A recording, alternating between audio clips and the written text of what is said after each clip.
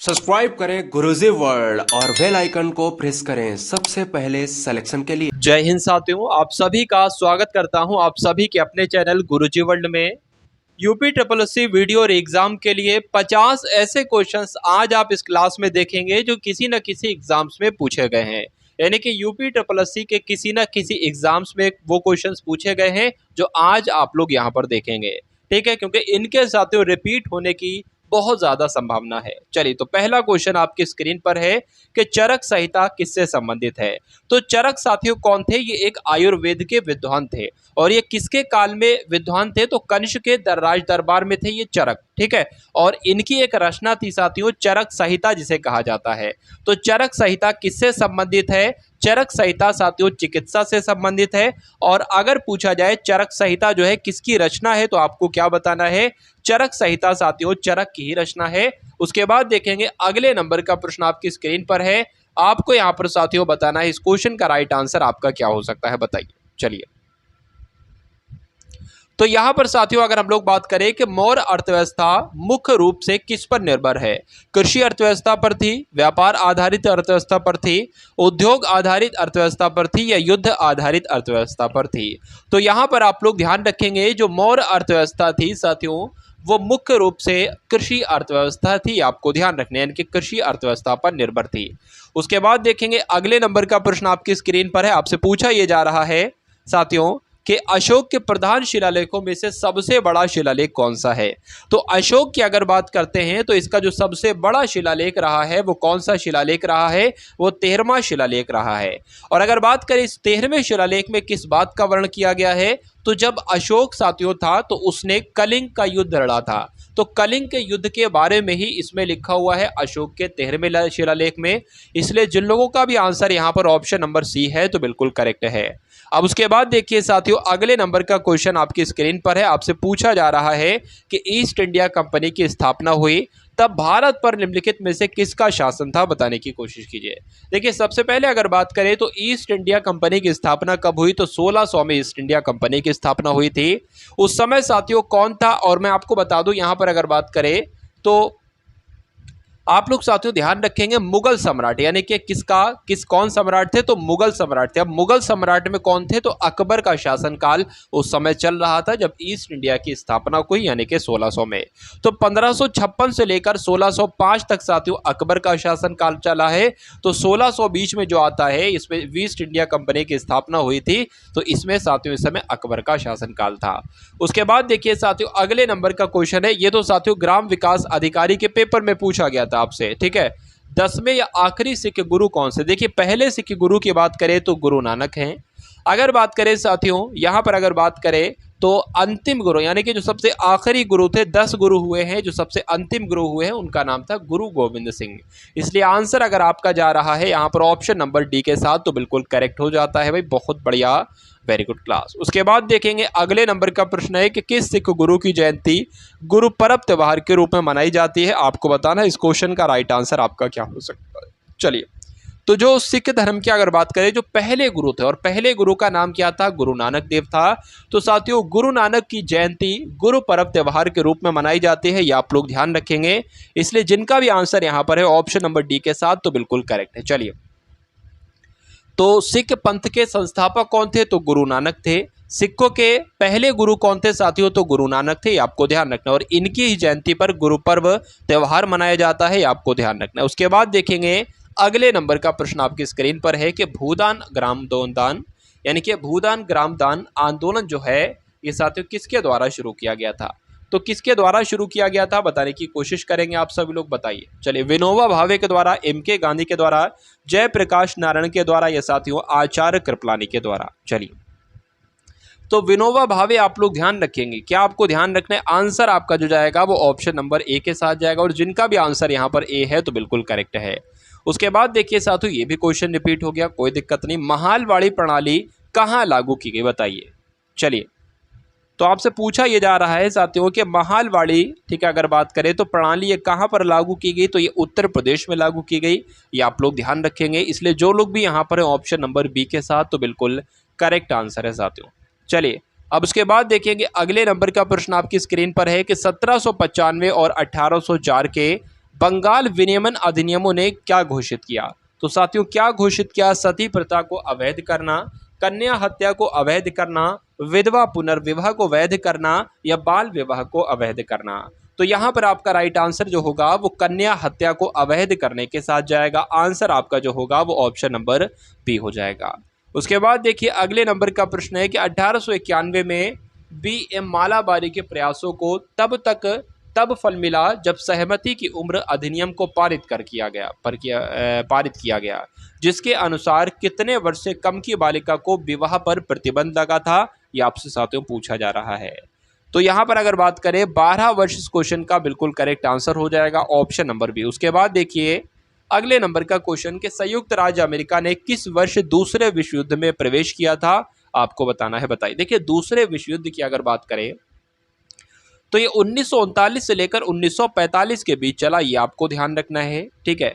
इसमें अगर साथियों बात करें इसमें किसने भाग लिया था, तो जर्मनी की ओर से दूसरे विश्व युद्ध में, और ठीक है इटली ने साथियों 1940 में भाग लिया था। अमेरिका की अगर बात करें तो 1941 में भाग लिया था, यानी कि जर्मनी की ओर से, और उसके अलावा इटली ने ठीक है 1940 में भाग लिया था और अमेरिका ने 1941 में भाग लिया था, ये आपको ध्यान रखना है। तो सिंपल सा प्रश्न आपसे पूछा यह जा रहा है कि दूसरे विश्व युद्ध में अमेरिका ने कब भाग लिया था। मैंने आपको बता दिया है 1941 में भाग लिया था, और चला कब से कब तक था, तो 1939 से 1945 तक चला था। आदमी का लालच अपराध का प्रभावी कारण है, ये किसका कथन है, आपसे पूछा जा रहा है। बताइए। यानी कि आदमी का लालच जो होता है ये अपराध का एक कारण है। अपराध की वजह क्या है, आदमी का लालच है। तो ये किसका कथन है साथियों, महात्मा गांधी का, अरस्तु का, प्लेटो का या इमाइल दुर्खीम का। तो किसका कथन है, प्लेटो का कथन है, ये आपको ध्यान रखना है साथियों। इसलिए आंसर आपका जो जाएगा वो ऑप्शन नंबर सी के साथ जाएगा। और अगर बात करें प्लेटो को एक अन्य नाम से भी जाना जाता है, क्या कहा जाता है, अफलातून कहा जाता है। तो अगर आपसे ये पूछ लिया जाए कि अफलातून के नाम से किसे जाना जाता है, तो साथियों प्लेटो को जाना जाता है। प्लेटो की अगर बात करें तो ये सुकरात के शिष्य थे। ठीक है, सुकरात के शिष्य थे और अरस्तु के ये गुरु थे। कौन, प्लेटो। उसके बाद देखेंगे अगले नंबर का प्रश्न है कि प्रथम विश्व युद्ध कब समाप्त हुआ। तो प्रथम विश्व युद्ध साथियों कब से चला था और कब समाप्त हुआ, ये दो बातें आप लोग ध्यान रखेंगे। तो 1914 से शुरू हुआ, जुलाई 1914 से शुरू हुआ और नवंबर 1918 तक चला। यानी कि साथियों 11 नवंबर 1918 तक ये दूसरा विश्व युद्ध चला था। इसलिए आंसर यहाँ पर जिनका भी ऑप्शन नंबर सी है तो बिल्कुल करेक्ट है। उसके बाद देखिए साथियों अगले नंबर का प्रश्न है कि 1996 में जब अटल बिहारी वाजपेयी पहली बार प्रधानमंत्री बने थे तो उनके प्रधानमंत्री के रूप में काम करने की लगभग अवधि कितनी रही थी, बताइए। चलिए, तो अगर बात करें साथियों 13 दिन अगर ऑप्शन में आ जाए तो 13 दिन लगा देना, 2 हफ्ते अगर ऑप्शन में आ जाए तो 2 हफ्ते लगा देना। क्योंकि साथियों 1996 में जब अटल बिहारी वाजपेयी पहली बार प्रधानमंत्री बने थे, तो साथियों बात करें यहाँ पर 1996 में बने थे। ठीक है, 1996 में बने थे साथियों, ये आपको ध्यान रखना है। लगभग अगर बात करें 16 मई, ठीक है 16 मई 1996 से लेकर 1 जून 1996 तक रहे। चलिए, अब उसके बाद देखेंगे अगले नंबर का प्रश्न आपकी स्क्रीन पर है। पूछा आपसे जा रहा है कि केंद्रीय सतर्कता आयुक्त अपने पद पर बना रह सकता है, तो कब तक बना रह सकता है, आपसे पूछा जा रहा है। बताइए। तो केंद्रीय सतर्कता आयुक्त की बात करें साथियों तो 4 वर्ष या 65 वर्ष की आयु तक बना रहता है। तो बिल्कुल करेक्ट आंसर आपका हो जाता है भाई, बहुत बढ़िया, वेरी गुड क्लास। अब उसके बाद देखेंगे अगले नंबर का प्रश्न कि संसद के खर्च किसके द्वारा नियंत्रित किए जाते हैं। संसद के जितने भी खर्च होते हैं, हर चीज़ पर देखिए खर्च आएगा। तो संसद के खर्च जो है वो किसके द्वारा साथियों नियंत्रित किए जाते हैं, कौन इसको कंट्रोल करता है, तो जिनका नाम साथियों है भारत के नियंत्रक एवं महालेखा परीक्षक है, वही ये काम करते हैं। आपको ध्यान रखना है, मोस्ट इंपॉर्टेंट क्वेश्चन आपकी स्क्रीन पर है। चलिए, तो अब उसके बाद देख लेंगे अगले नंबर का प्रश्न आपकी स्क्रीन पर है, आपसे पूछा जा रहा है। चलिए, भारत सरकार का प्रथम विधि अधिकारी कौन है। तो भारत सरकार का प्रथम अधिकारी साथियों, प्रथम विधि अधिकारी कौन होते हैं, केंद्रीय कानून मंत्री, विधि सचिव, अटॉर्नी जनरल ऑफ इंडिया या भारत के मुख्य न्यायाधीश। तो अटॉर्नी जनरल ऑफ इंडिया जो होते हैं ये भारत सरकार के प्रथम विधि अधिकारी होते हैं, ये आपको ध्यान रखना है। इसलिए आंसर आपका जो जाएगा वो ऑप्शन नंबर सी के साथ जाएगा। अगर बात करें साथियों इनकी नियुक्ति किसके द्वारा की जाती है, एक बार कमेंट करके आप लोग बताएंगे। अगर बात करें महान्यायवादी की साथियों, जो भी महान्यायवादी का जिक्र किया गया है, यानी कि उसकी नियुक्ति के बारे में, योग्यता के बारे में, पद अवधि के बारे में, वेतन के बारे में, इन सब का जिक्र अनुच्छेद 76 में किया गया है, ये भी आपको ध्यान रखना है। उसके बाद देखिए भारत के केंद्रीय मंत्रिमंडल में अधिकतम कितने मंत्री हो सकते हैं, बताइए भाई। तो कितने मंत्री हो सकते हैं लोकसभा में, कितने, लोकसभा के कितने प्रतिशत मंत्री होते हैं? तो लोकसभा के साथियों कुल 15% मंत्री होते हैं, ये आपको ध्यान रखना है। इसलिए आंसर अगर आपका है ऑप्शन नंबर ए के साथ तो बिल्कुल करेक्ट हो जाता है। अब उसके बाद देखिए कि निम्नलिखित में से कौन सी नदी उत्तर पिनाकिनी के नाम से जानी जाती है? तो उत्तर पिनाकिनी के नाम से साथियों किस नदी को जाना जाता है, बताने की कोशिश कीजिए, बताइए। देखिए यहाँ पर अगर बात करें, कावेरी नदी आपके सामने है, तो कावेरी नदी का साथियों उद्गम कहाँ से होता है साथियों? तो ब्रह्मगिरी की चोटी से होता है, ये आप लोग ध्यान रखेंगे।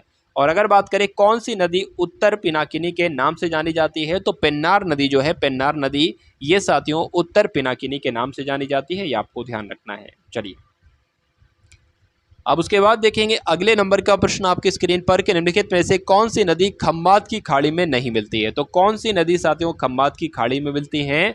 तो माही मिलती है, साबरमती मिलती है, तापी मिलती है, लेकिन कोयना नहीं मिलती है। अब नहीं मिलती है साथियों, इसलिए आंसर आपका जो जाएगा वो ऑप्शन नंबर सी के साथ जाएगा। खम्बात की खाड़ी में गिरने वाली साथियों कौन कौन सी नदियां हैं? नर्मदा है, ताप्ती है, माही है, साबरमती है। अगर कोयना नदी की साथियों बात करें तो कृष्णा नदी की सहायक है, ये भी आप लोग ध्यान रखेंगे। और अगर खम्बात की खाड़ी की बात करें कि किस राज्य में है, तो गुजरात में स्थित है खम्बात की खाड़ी, ये भी आपको ध्यान रखना है। उसके बाद देखिए कि निम्नलिखित में से किस नदी के बेसिन का कुल पुनः पूर्ति प्रयोग सर्वाधिक है, बताइए। चलिए तो किसका है साथियों? कृष्णा का है, कृष्णा नदी का है। आंसर आपका ऑप्शन नंबर बी हो जाता है। गोदावरी नदी महाराष्ट्र के किस जिले से निकलती है, आपसे पूछा जा रहा है। जो आपकी गोदावरी नदी है साथियों, यह महाराष्ट्र से निकलती है, तो बिल्कुल करेक्ट है। महाराष्ट्र के किस जिले से निकलती है? तो महाराष्ट्र के नासिक जिले से निकलती है, ये आप लोग ध्यान रखेंगे। इसलिए आंसर आपका जो जाएगा वो ऑप्शन नंबर किसके साथ जाएगा? बी के साथ जाएगा। चलिए अगर यहाँ पर साथियों बात कर लें कि प्रायद्वीपीय भारत की सबसे बड़ी नदी कौन सी है, तो गोदावरी है। दक्षिण की गंगा या वृद्ध गंगा के नाम से किसे जाना जाता है? तो गोदावरी नदी को जाना जाता है। गोदावरी नदी की अगर साथियों सहायक नदियों की बात करें तो आप लोग ध्यान रखेंगे, एक पूर्णा नदी है। कौन सी पूर्णा नदी है? ये गोदावरी की सहायक नदी है। उसके बाद देखिए भारत द्वारा निर्यात की जाने वाली शीर्ष 5 वस्तुओं में से कौन से 2 कृषि उत्पाद हैं, बताइए। चलिए तो एक तो साथियों चावल है और दूसरा चीनी है, इसलिए आंसर आपका जो जाएगा वो ऑप्शन नंबर सी के साथ जाएगा। उसके बाद देखिए कि निम्नलिखित में से कौन विनिवेश आयोग से संबंधित है? जीवी रामकृष्ण, टी.एन. मालेकम, या राकेश मोहन, या आबिद हुसैन। तो यहाँ पर आपका आंसर जो होगा साथियों क्या होगा, फटाफट बताने की आप सभी लोग कोशिश करेंगे। तो आंसर आपका रामकृष्णा के साथ जाएगा, यानी कि निम्नलिखित में से कौन? तो जीवी रामकृष्णा विनिवेश आयोग से संबंधित है, ये आप लोग ध्यान रखेंगे। उसके बाद देखिए कि निम्नलिखित में से कौन विनिवेश आयोग से संबंधित है? तो अभी मैंने आपको बताया रामकृष्ण हो गए। प्रधानमंत्री के द्वारा घोषित निम्नलिखित योजनाओं में से कौन सी 9 मई 2015 को शुरू नहीं की गई थी? यानी कि कौन कौन सी योजना साथियों 2015 में शुरू की गई थी, आपसे यहाँ पर इनडायरेक्टली पूछा जा रहा है। तो अगर बात करें साथियों अटल पेंशन योजना शुरू की गई थी 2015 में, अटल पेंशन योजना। उसके अलावा जीवन सुरक्षा योजना भी शुरू की गई थी 2015 में, और जीवन ज्योति योजना भी 2015 में ही शुरू की गई थी। लेकिन अगर बात करें प्रधानमंत्री आवास योजना की साथियों, तो ये नहीं शुरू की गई थी, ये आपको ध्यान रखना है, ठीक है। चलिए तो इसलिए आंसर आपका जो जाएगा वो ऑप्शन नंबर डी के साथ हो जाएगा। उसके बाद देखिए साथियों गरीबी को मापने के लिए उपयोग की जाने वाली सामान्य विधि जो आय के उपभोग के स्तर पर आधारित होती है, इसको क्या कह सकते हैं, आपसे पूछा जा रहा है। तो इसको क्या कह सकते हैं साथियों? जाहिर सी बात है इसको गरीबी रेखा कहें, यानी गरीबी को मापने के लिए उपयोग की जाने वाली सामान्य विधि जो आय के उपभोग के स्तर पर आधारित होती है, इसको गरीबी रेखा कहा जाता है। क्या कहा जाता है साथियों? गरीबी रेखा कहलाई जाती है। यहाँ पर अगर बात करें तो प्रश्न में आपने ध्यान से देखिए कि कौन सी योजना 9 मई 2015 को नहीं शुरू की गई साथियों? तो 9 मई 2015 को अटल पेंशन योजना शुरू की गई। देखिए शुरू तो ये भी 2015 में की गई, लेकिन शायद मैं आपको बताना भूल गया कि साथियों ये जो शुरू की गई ये 9 मई 2015 को नहीं शुरू की गई, बल्कि साथियों आपको ध्यान रखना है 25 जून 2015 को ये योजना शुरू की गई, ठीक है। चलिए तो उसके बाद देखेंगे अगले नंबर का क्वेश्चन है, ये तो हो चुका है। उसके बाद देखिए कि निम्नलिखित में से किस भारतीय राज्य ने नारी को नमन नाम से एक नई योजना शुरू की थी, बताने की कोशिश कीजिए, बताइए। चलिए तो हिमाचल प्रदेश इस प्रश्न का बिल्कुल सही उत्तर हो जाता है, ये आप लोग ध्यान रखेंगे। आपको ध्यान रखना है साथियों 2022 में नारी को नमन नाम की योजना जो है वो हिमाचल प्रदेश के द्वारा शुरू की गई थी, आपको ध्यान रखना है। तो आंसर जिनका भी यहाँ पर ऑप्शन नंबर बी है तो बिल्कुल करेक्ट है। अब उसके बाद देखिए कि निम्नलिखित में से कौन पूरा योजना से संबंधित है। तो पूरा योजना से संबंधित साथियों कौन है, आपसे यहाँ पर प्रश्न पूछा जा रहा है, तो बताने की कोशिश करेंगे क्या होगा इस क्वेश्चन का बिल्कुल करेक्ट आंसर। बताइए एक बार आप सभी लोग साथियों क्लास को अगर लाइक नहीं किया है तो क्लास को लाइक कर देंगे, अगर क्लास को शेयर नहीं किया है तो क्लास को एक बार शेयर भी अवश्य कर देंगे। अगर बात करें ग्रामीण क्षेत्रों में शहरी सुविधाएं प्रदान करना साथियों, ये पूरा योजना से ही संबंधित है, ये आपको ध्यान रखना है, इसलिए आंसर आपका ऑप्शन नंबर ए हो जाता है। अब उसके बाद देखिए गतिशील शांता की एसआई इकाई क्या है, न्यूटन प्रति मीटर, पास्कल सेकंड, न्यूटन प्रति मीटर वर्ग या पास्कल मीटर। तो आंसर आपका जो होगा वो पास्कल सेकंड के साथ जाएगा, यानी कि जो आपकी पास्कल सेकंड है ये गतिशील शांता की एसआई इकाई है, ये आपको ध्यान रखना है, इसलिए आंसर आपका जो जाएगा वो ऑप्शन नंबर बी के साथ है। उसके बाद देखेंगे अगले नंबर का क्वेश्चन है कि न्यूटन किसकी इकाई है। न्यूटन साथियों पूछी जा रही है, ये किसकी इकाई है बताइए। देखिए बल का मात्रक क्या होता है, बल का मात्रक न्यूटन होता है, लेकिन एसआई पद्धति में बल का मात्रक न्यूटन होता है, लेकिन सीजीएस प्रणाली की बात करें तो इसमें साथियों किसका ठीक है, इसमें क्या होता है, इसमें डाइन होता है बल का मात्रक। तो दोनों ही बातें आप लोग ध्यान रखेंगे, इसलिए यहाँ पर आंसर जो जाएगा आपका किसके साथ जाएगा, न्यूटन किसकी इकाई है, तो बल की इकाई है न्यूटन। ठीक है, अगर बात करें 1 न्यूटन कितने डाइन के बराबर होता है, तो 10⁵5 डाइन के बराबर होता है 1 न्यूटन। उसके बाद देखिए न्यूटन किसकी इकाई है भाई, बल की इकाई है। थोड़े कुछ क्वेश्चन किसी वजह से साथियों रिपीट हो रहे हैं, लेकिन कोई दिक्कत नहीं। उसके बाद देखिए कि समय की ईसाई इकाई क्या है, तो समय की साथियों ईसाई इकाई क्या है आपसे पूछा जा रहा है, तो बताने की कोशिश करेंगे। बताइए चलिए,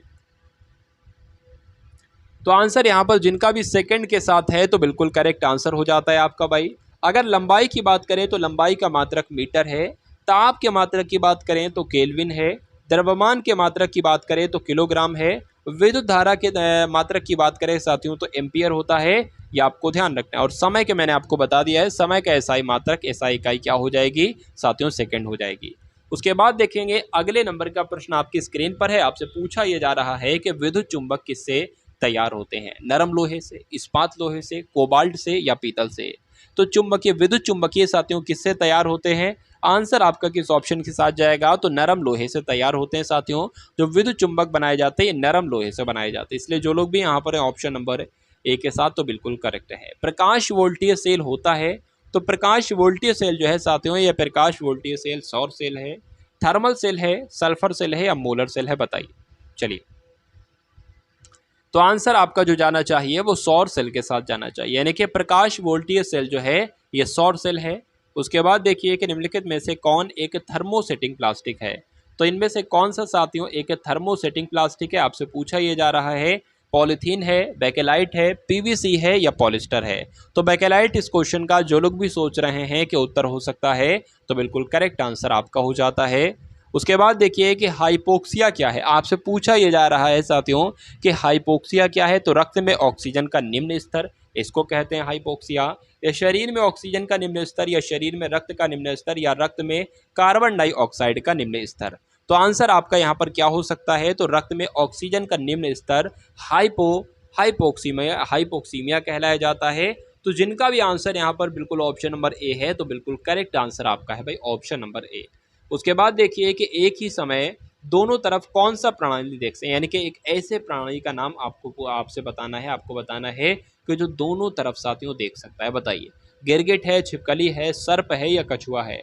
तो इसलिए इस क्वेश्चन का राइट आंसर जो होगा साथियों, आंसर आपका ऑप्शन नंबर ए हो जाएगा। यानी कि गिरगिट की जब हम बात करते हैं साथियों, तो एक समय में दोनों तरफ कौन सा प्रणाली देख सकता है, तो गिरगिट देख सकता है। चले भाई, बहुत बढ़िया, वेरी गुड क्लास। उसके बाद देखिए कि मैस्टिकेशन क्या है, तो चबाने का कार्य है या आपका पचाने का कार्य है, निगलने का कार्य है या नष्ट करने का कार्य है। मैस्टिकेशन के बारे में आपसे पूछा यह जा रहा है, तो चबाने के कार्य को साथियों मैस्टिकेशन कहते हैं, ये आपको ध्यान रखना है। उसके बाद देखिए कि मनुष्य में कितने जोड़ी स्पाइनल तंत्रिकाएं होती हैं, बताइए 30 जोड़ी, 31 जोड़ी साथियों, 37 जोड़ी या 40 जोड़ी, बताइए। तो आंसर आपका जो जाएगा वो 31 के साथ जाएगा, यानी कि मनुष्य में 31 जोड़ी स्पाइनल तंत्रिकाएं होती हैं।